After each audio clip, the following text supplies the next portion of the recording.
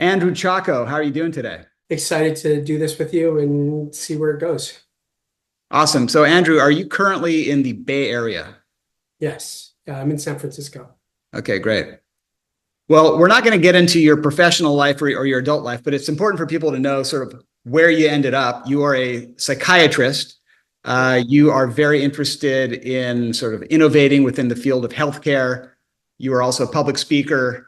You have done a lot. And so we want to understand what the genesis of all this success was and sort of what the origin story of you was. So are you game? Are you ready to delve into your personal history? Let's do this. You're a psychiatrist, so typically you would be asking the probing questions, right? But Right. today I'm going to ask you questions. I'm not asking you to analyze yourself. Let's just stick to your history, your family history, and I think people are going to love it. First of all, why don't we start on the Chacko side of the family? We're gonna start with your family history. Who were they? How did they get to Hawaii? But who are the Chackos? My mom and dad were an arranged marriage in India, both doctors. My mom had done exceptionally well through medical school in India and had been recruited to come to the States to do her residency. And like back in the 70s, 60s, 70s, like America did a lot of this recruiting of foreign physicians just in Hawaii. And so she said, done and done. So I was living in Malaysia along with my dad and living separated because my mom was she had finished her internal medicine residency and then a fellowship in nuclear medicine and was looking for jobs. And so the Army came knocking and offered her a great gig. Like she was going to be chief of nuclear medicine at Tripler. So she ended up moving the family to Hawaii. And the family then rapidly became my mom, my aunt's three kids, me, and my brother and dad for a hot minute. And not too long after moving to Hawaii, my dad just couldn't deal with it. Whether he couldn't deal with being in the States or living with my mom or whatever it was, he split. He ran away and took my brother with him. I was 7 at the time, and so then the family unit became my mom, my aunt, and her three kids, and their mother. So my maternal grandmother, who was pretty much the biggest constant in my life growing up. What part of India were your parents from? What were their family backgrounds? Did they have mixed feelings about the arranged marriage, or was that just how it was? The arranged marriage was just the thing. They even wanted to arrange my marriage, which I said ixnay hombre on that. And but that's just how things were. Yeah, you did ask what part of India. In the south, in Kerala. What were their families like? Were they middle class? Were they well off? My I think my dad's family was really well off. He had 4 brothers, and I think they had plantations in Malaysia and in India and property. My grandmother was a superintendent of schools. My maternal grandfather, was really smart and an entrepreneur and had like tons of businesses, but was just a bad read of character. People would like steal from his business, or they would so he would launch a business, like he had movie theaters, he had a milk delivery business, he had, an shops, he had a budget, like a number of things. And he was just like kind of gullible and got swindled out of a bunch of money. So my mom was ridiculously smart. I say was because she passed a few years ago. Probably one of the smartest people I know, like just knowledge about everything. Like you couldn't bring up a subject that she didn't know something about. How much of the time do you remember in Hawaii with the whole family there, mother, father, brother? I have Uh, one memory, really, and probably because it's not a great one. We had just moved to Hawaii, and I'm talking FOB Indians, right? Like we had just moved to Hawaii, and for some reason they got it in their head that we should go to Makapu'u. So we went to Makapu'u, and I have to say they were just like oblivious parents, and I was playing like in the sand on the beach by the waves, and they just I guess weren't paying attention. I got like swallowed up by a wave and taken out, and I was 7, and didn't like had just kind of moved to Hawaii, didn't really know how to swim. And I remember thinking very concretely, oh, I guess this is how I'm going to die. And which is a weird realization for a 7-year-old who can barely grasp death to begin with. Well, I'm guessing I didn't, and this isn't just a figment of my imagination. I think I grabbed onto a rock and kind of clambered, like swam, doggy paddled, whatever I did, and got out. And as I got out, they were still kind of like still on the beach eating whatever they were doing or in whatever discussion they were having. Almost dying without your parents even noticing. It's probably not very satisfying, right? No, no. And it's interesting. I figured this out years later, that had a really profound effect on me for a number of reasons. And I remember I was going through trauma work and I was processing it because I thought like this is trauma. Like I probably have some deep rooted trauma around my parents and them being negligent or whatever. And as I was processing it, one of the things you realize with trauma is uh, like you take away erroneous lessons or lessons out of context. And because we learn things about our environment and our world based on our experiences, but there's no manual that said this is the lesson you're supposed to take away from this. So, for example, you get in a car accident. It doesn't matter if you've driven in a car 10,000 times safely before. You might walk away thinking cars are dangerous. I should never go near one. So the lesson that I learned that I internalized was I built up a deep fear of the ocean. And I'm also wired to not to sort of work against my fears. That was the reason I joined the Navy. I wanted to be a SEAL. And I mean, I became a master diver. Man, if I hadn't gone through that experience and wasn't kind of trying to push that boundary, I might have been like a fucking pastry chef, pardon my language. At home with your parents, at least during the brief amount of time they're together, what language was spoken? I spoke 6 languages before we moved to the States. And then there was like this conscious decision, we're assimilating, and it became English. And so they would occasionally speak other languages between themselves, but like when it came to discussing with us, it was always English. So it could be Urdu or Malayalam or Hindi even. Do you remember any phrases that were commonly said around your house?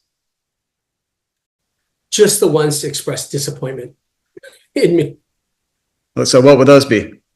There's a phrase, "endaponamone," which I always thought meant like just my mom would say it with just this sense of disappointment. Like, what are you doing? What language is that? Malayalam, I think. They all kind of blend together. I learned later that it was really kind of like something that you say like my dearest, or like it's kind of a term of endearment or affection as opposed to like something that's like, oh, I can't believe you did this. You're such a disappointment kind of thing. So you say you were 7 when your father took your brother and sort of left Hawaii. Yeah. How did you understand that at the time? I mean, you're quite young. It's a fairly disruptive thing to have happen. How did you understand it? Yeah. So interestingly, I'd internalized some lessons early on. And this is where you're going to get the psychoanalysis part, because I've thought about this. that, and I think it was part because my childhood was so fragmented and I barely ever lived with my parents up until I was 6 or 7. It was mostly my grandmother, and I kind of got handed off to like different people and whatnot, but predominantly my maternal grandmother, who was wonderful, and I love her to death, but not a very emotive person, not like affectionate. I think she told me she loved me for the first time after I was 18. And I think I got a hug from her at like maybe when I was 20, 22, something. It was a first kind of, but you could tell by her actions she really loved me. So anyway, so that kind of disruptive childhood, I think I internalized pretty quickly that I had to be self-reliant. And so one day I came home from school and my dad was gone. I was like, all right, I guess this is what happens. And I had probably only spent like 7, 8, maybe 9 months with him in my life before that. So I hadn't kind of come to see him as somebody I could rely on or anything. Or, sadly, my mother either, for that matter. Somehow I always felt like I was supposed to have the answers and I was supposed to figure out how to manage it. I didn't turn to anyone to be like, what do I do with these feelings or whatnot. You got to Hawaii, and it sounds like about 1977. So you were a small kid in the late 70s in Hawaii or early 80s. What do you remember? What are some of your fondest memories, or if you could paint a picture of scenes of you as a young boy in Hawaii, what were some of the things you were doing? Some of the fun stuff we were doing, like I'm going to be honest, I had a pretty difficult childhood. But there were certainly some good moments to it. Like we lived on Mariners Ridge, and I had a good set of friends that lived on our street. And back in the day, there were play dates and stuff like that. You just got home, put your fucking backpack down, and then you went out in the street, and whoever showed up. And we played everything from like war to like, we had like a stunt club where we would like, make ramps and jump bicycles. And like, we had grand plans of filming movies. We even, the backside of Mariners Ridge was a lot of government property. We even snuck back there and started digging a hobbit hole because we were going to like make this grand hobbit hole and like furnish it with like furniture we found around, and like then sell tickets and make like people were going to come from around the world to see our hobbit hole, and like these grand plans. So it was really kind of a fantastic experience from that standpoint. And then we had like grand plans for filming like Star Wars knockoff movies, down to like we had laid out like storyboards and like built like little models. I mean, nobody had a camera or any idea of like what we were doing. And we didn't actually end up filming anything, but like this idea that like all these things were possible and we could do it. That was really cool and fun. How did you understand, being Indian, being a recent immigrant? Because there were not a ton of Indians in Hawaii. There's lots of other types of people. So how did you understand that? So yeah, that was actually really hard. That was really hard for me. And I realized 2 things. Like I grew up with like 3 really strong women. And no male role models. So not only did I not really understand what it meant to be Indian, because there were no Indians that I knew of. Like I jokingly say, like when I left the islands, the population of Indians dropped by 50%. Not quite the case, but it certainly felt close. So the early part of my life was like really trying to figure out like what it meant to be a man. And I went to the Waldorf school like early on from 5th through 8th grade. And there were some lessons that like really stuck. One was we studied about Sparta and like Greek civilization and Greek culture. And I was like, no, those are men. No one's arguing with them. Like those are real men. And so we studied about the Renaissance a little, like a year or 2 later. And I was like, no, those are men. right? Like the idea is, and the idea was it wasn't okay to be good at one thing. You have to be good at everything. The Indian part was also, I realized this much later, that like I grew up in this kind of cultural vacuum where I didn't know, like, is this part of me Indian or like Hawaiian, like, like local or American, like which part of my culture is what of like my experience growing up. Not to mention there weren't even like immediate role models, but there weren't even media role models, right? Like Apu from The Simpsons, and I have a real heartache with that bastard. Like it wasn't like he wasn't cool. Like there was nothing, there was no Indian men that were cool that I'd be like, okay, that's a great example of who I can be. And so there was some shame even around being Indian, and and I didn't like it. And I realized later, having met like adult friends who grew up in Indian communities, I was like, oh, that's really cool. Like, because that they had peers that could reinforce, like, oh, yeah, you're okay, you're good, like this is who you are culturally and ethnically or whatnot. And like we love that, as opposed to I kind of had a hard time feeling like I fit in. All right, so it's 1984. You arrive at Punahou in ninth grade. The academy is what they called the high school. Yep. Were you nervous that you wouldn't fit in? What happened? How did you see yourself, and how do you think other people saw you? I came in like a huge, like a total like nerd.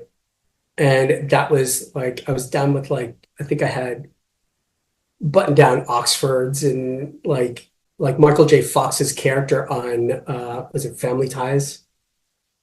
Was like aspirational for me. I was like, he's so cool, he's so smart, and whatever. And I think I just wasn't even like that self-aware. You know, like I said, in fifth grade or earlier, I knew I was like, I had already decided I was going into the military. So I joined ROTC right out the gate. And that gave me a core group of like friends that uh yeah, that I really appreciated having through like high school. Did having undiagnosed ADHD affect your social life, do you think? My relationships were more, I think, hampered by being an Indian immigrant. And my grandmother's favorite phrase, one of her favorite phrases was spare the rod, spoil the child.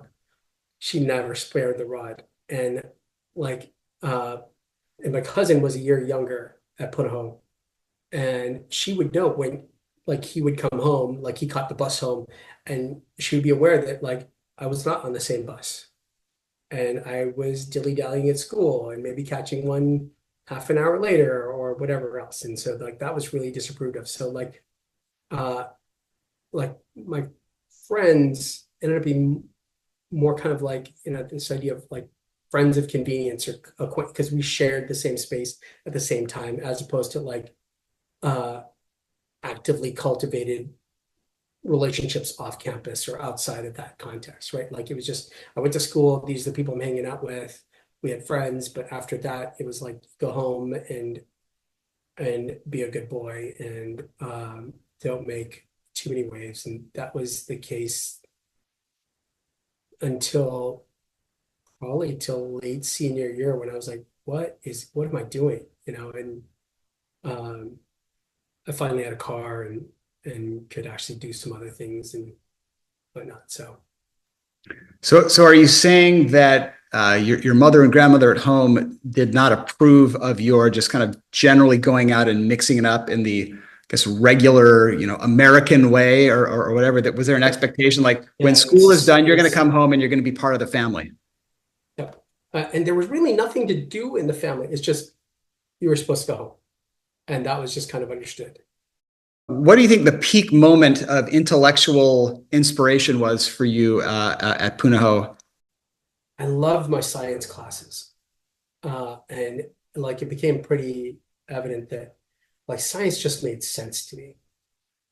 Um, and Mr. Proud was my physics teacher, and I just loved him. And we would just talk and chat, and it felt like we got to have a personal connection. And then went on to have Mr. Guerin as my AP physics teacher.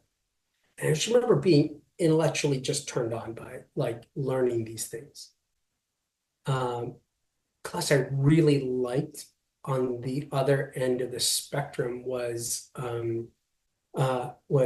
think it was Introduction to World Lit, and these ideas of thinking about life more philosophically and like how other people in other times and eras and spaces and cultures thought about things. And I think it was in that class we read like Hermann Hesse, like Siddhartha, and I don't know where I really related to existentialists like Jean-Paul Sartre. It certainly felt okay to be smart. I know other people that went to other schools, not necessarily in Hawaii, but people that I've met since then, that like they really had to or felt the need to dumb down their smarts to not be kind of like threatening to people or like be threatened themselves or whatnot. I think more than anything, I was aware of how much people struggled, like how that like, you know, there was loneliness, there was other stuff going on, and like being a peer counselor helped me like connect with people on that level, and seeing how people just everybody just wanted to belong. Well, the fact that you were attuned to these struggles of others suggests that you had a certain degree of empathy at a relatively early age. Not everyone was thinking about the other person, but a lot of people were just too busy worried about themselves. So do you think it's empathy that you had? What was it? I think there's a wiring thing. I think I've always been pretty deeply empathetic, and it's not like I don't make that a value judgment. Like I'm better for it. It's just how I'm wired. I actually got chewed out for not doing it well by my peer counselor, and she called me aside and said one day, like, "What's wrong with you? You're leaving this trail of like bleeding hearts and whatnot," and like, and I was like, "What are you talking about?" And like, you know, these girls really like you or whatnot. And I was like, yeah. So you're saying that as a peer counselor, the attention that you lavished on your, I guess, clients or whatever you would call them, Yeah. that would sometimes lead to romantic attachments? On their part, I was oblivious to it. I was like, oh yeah, we're just talking about stuff. And I mean, in retrospect, I can see like, you know, if you have someone that feels safe and like comfortable to talk to, and like you can share a lot of intimate stuff, intimate meaning personal, not necessarily sexual, but like intimate stuff with, like, it's easy to get attached. I mean, it happens like in therapy also, right? All right, well, let's go to the end of your career at Punahou. You applied to college, you got in. Where did you go? So this is the funny story. Somehow, and this is the ADHD part, like Academy application was monstrous. It was like you had to get interviewed by the senator's staff, and but then you had to take a physical fitness test and then go for a medical test and then take psychological evaluations, and like on top of all the essays and everything else, like they just were looking at the whole person kind of thing, which also then like played to that whole Renaissance idea, like, oh yeah, I need to be good at everything in order to go to this place. And I just like, I'm sitting on this packet of applications that was done, and I finally, like, the day it had to be postmarked, I was like, shit, it's like the post office is 15 minutes away. It's closing in 12 minutes. Got in my like crappy little car. We called the Antichrist because by the time I crashed it, which is about to happen, 2 gears worked and one was park. Like every time we had to reverse, somebody had to get out and push it backwards. I'm driving, like speeding to get to the post office. I took a right turn, and there was a Coke cup that had been sitting in the corner, like next to the application, like that beige folder or manila envelope or whatever. And as I took the turn, because I was going fast, it fell over and started spilling Coke, like the residual Coke onto the application. So I leaned over and I brushed it off, And as I did it, it was just in time enough for the car to ride up on the curb and go straight into a lamppost. And like the engine block was in the passenger seat. Like I fortunately didn't get hurt. And then so I had to wait. The ambulance came and checked me out. We got rid of, like, we did whatever we had to do. I just brain dumped all of that and ended up going home. For years, I would say, the academy didn't let me in my first year. And I was really pissed at the academy for that. So I went to BU for a year. Somehow I got in. I don't even remember completing an application for BU. And for years, for decades, I thought like the academy doesn't know what they're doing, what they're missing out on. I spent my life getting ready. And it hit me like a year or two ago. I'm like, wait, I didn't apply because my application was on the passenger seat where the engine block landed. I never actually got an application in on time. So this story I kept telling myself that they didn't let me in was complete BS because I never actually applied. So fortunately, I went to BU for a year. My second year, I transferred to the academy. At graduation, when all of us were getting ready to leave, or many of us were getting ready to leave the islands, leave our parents, go live relatively independently, what was your frame of mind? I was psyched. I could not wait to get going. I was tired of living in kind of such a restrictive household, and was looking forward to the freedom that like would come with it. I didn't realize how much I'd miss Hawaii and miss my classmates and friends and stuff till like as I started going back years later, and I was like, oh, like I really like this place. And it was really special. All right, Andrew Chacko. Well, it's been great talking to you, and I've learned a lot about you and your family, and it seems to all kind of add up. I think I have much greater insight into you than I did an hour ago. Well, I really appreciate you doing this on a ton of levels. Like, I know this is a huge labor of love on your part, and I commend you for doing it. It's great.